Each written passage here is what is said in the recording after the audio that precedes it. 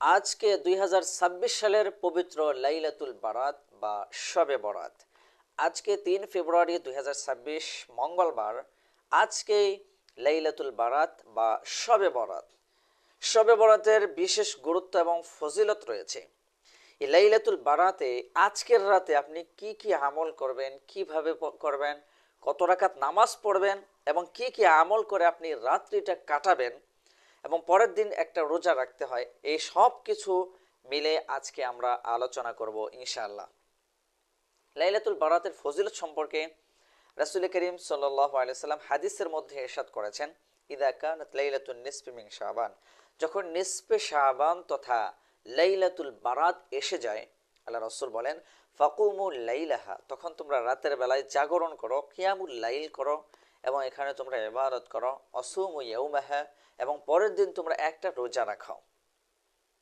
ফাইন্নাল্লাহ তাআলা ইয়ানজিলু ফিহা লিগুরুবিশ শামসি ইলা সামাইদ দুনিয়া, আল্লাহ রাসূল বলেন, যখন লাইলাতুল বারাত এসে যায়, দিনের বেলার সূর্যটা যখন পশ্চিম আকাশে ডুবে যায় এবং রাত্রি যখন শুরু হয়ে যায়, তখনই আল্লাহ পাক রব্বুল আলামিন সেই আরশে আজিম থেকে নেমে প্রথম আসমানে চলে আসেন, অর্থাৎ বান্দার একেবারে নিকটে চলে আসেন এবং বান্দাদেরকে এইভাবে ডাকতে থাকেন, আলা আমি মুস্তাগফিরিন ফাগফির লা, বান্দা তোমাদের মধ্যে কে আছো অনেক গুনাহ করে ফেলেছো, গুনাহ করতে করতে গুনার পাহাড় করে ফেলেছো, যে যে গুনাহের কোনো সীমা নাই, হে বান্দা এই লাইলাতুল বারাতে আমি আল্লাহর কাছে একটিবারের জন্য তোমার গুনাহের জন্য ক্ষমা চাও, আমি আল্লাহ লাইলাতুল বারাতে তোমাকে অবশ্যই অবশ্যই ক্ষমা করে দেব।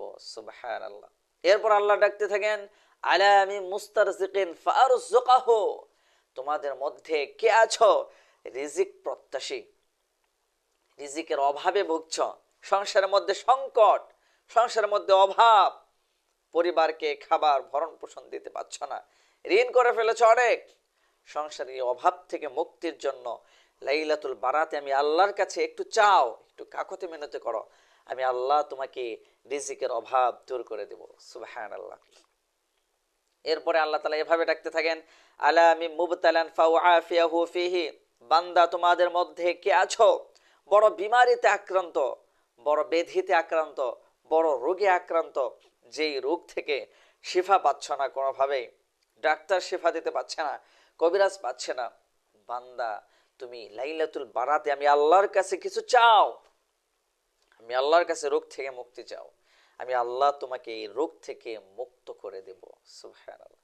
এভাবে হাদিসের মধ্যে 3টা বিষয় উল্লেখ করলাম।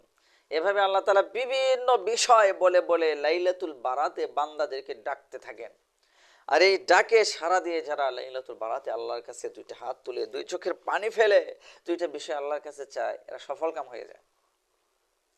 এই জন্য আমরা লাইলাতুল বারাতে আমরা আল্লাহর কাছে চাবো, আল্লাহর কাছে চাবো আমরা। এখন বিষয় হলো যে লাইলাতুল বারাতে আমরা আসলে কিভাবে আমল করব। অনেকে বলে থাকেন যে এখানে অমক অমক সূরা দিয়ে এত এত রাকাত নামাজ পড়তে হবে। মনে রাখবেন এই সব কিছু হচ্ছে ফাউল, আউল ফাউল। পড়ালেখা বলতে এদের কোনো কিছু নাই, এরা পড়ালেখা করে না, এরা আলেম হয় নাই, কোরআন হাদিস এরা জানে না।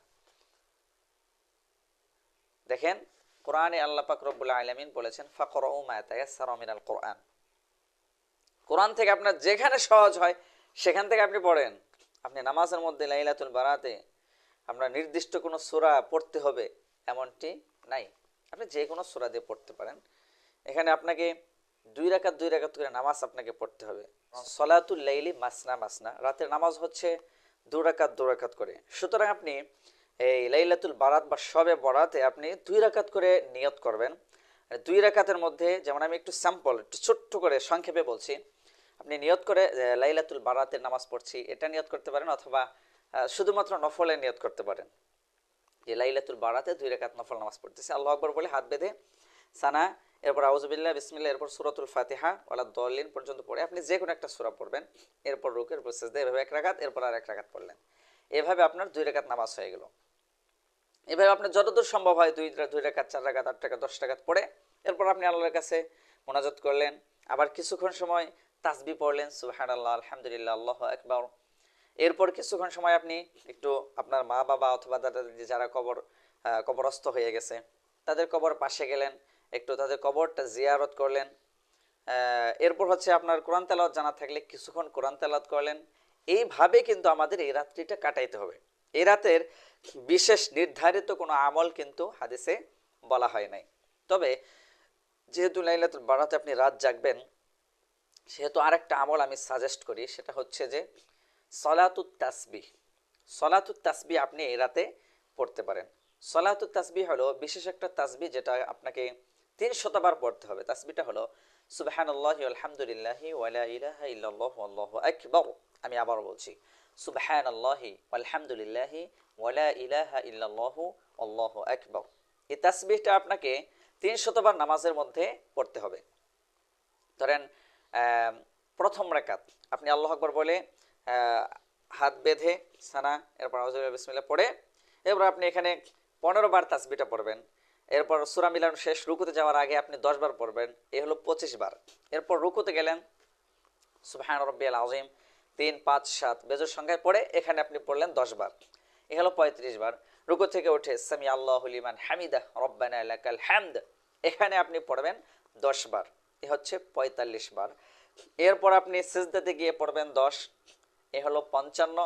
সিজদা থেকে উঠে বসে পড়বেন 10, এ হলো 65। এরপর আবার সিজদাতে গিয়ে পড়বেন 10, এ হচ্ছে 75। প্রত্যেক রাকাতে আপনাকে 75 বার এই তাসবিহটা পড়তে হবে। প্রত্যেক রাকাতে 75 বার পড়লে আপনার 4 রাকাতের মধ্যে 300 বার তাসবিহটা হয়ে যাবে। এখানে যদি কারো মানে বুঝার বাকি থাকে কমেন্ট করবেন, আমরা সেটার অ্যান্সার দিয়ে বোঝানোর চেষ্টা করব।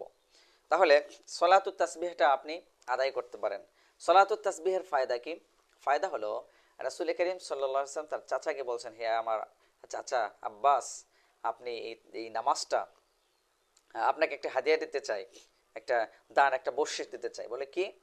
যেই দান বা বকশিসটা আপনি নিলে আপনার জীবনের অতীতের গুনাহ, ভবিষ্যতের গুনাহ, বর্তমানের গুনাহ, সগীরা গুনাহ, কাবিরা গুনাহ, জাহিরি গুনাহ, বাতিনি গুনাহ, প্রকাশ্যে গোপনে ইচ্ছায় অনিচ্ছায় যত গুনাহ আপনি করেছেন সমস্ত গুনাহ আল্লাহ মাফ করে দেবেন। সুবহানাল্লাহ। সেই নামাজটা হলো সালাতুত তাসবিহ। আল্লাহ রাসূল বলেন, হে আমার চাচা, সম্ভব হলে প্রত্যেক দিন এই নামাজটা একবার পড়বেন। সম্ভব না হলে সপ্তাহে একদিন পড়বেন, সপ্তাহে একদিন সম্ভব না হলে মাসে একদিন পড়বেন, মাসে একদিন সম্ভব না হলে বছরে একদিন হলেও নামাজটা আপনি পড়বেন।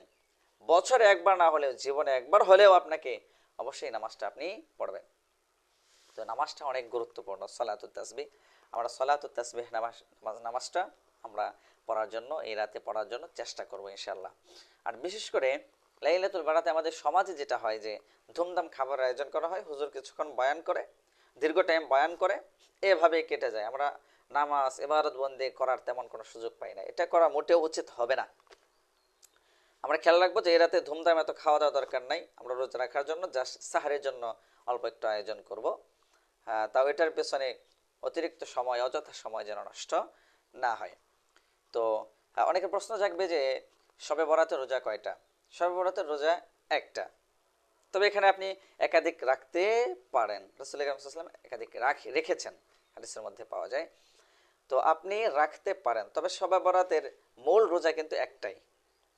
অনেকেই আশুরা রোজার সঙ্গে এটাকে মিলিয়ে দেয়। আশুরা রোজা, এখানে ইহুদিরা এটার সঙ্গে আরেকটা রোজা, ইহুদিরা একটা রোজা রাখে, যার কারণে আল্লাহ রাসূল বলেন ওয়াখালিফু ফিহিল ইয়াহুদা, ইহুদিদের সঙ্গে তোমরা বিরোধ করো। এজন্য আমরা বলি যে আশুরা রোজার সঙ্গে একটা আগে অথবা একটা পরে রাখতে হয়। কিন্তু লাইলাতুল বারাতের বিষয়টা কিন্তু ওরকম না। লাইলাতুল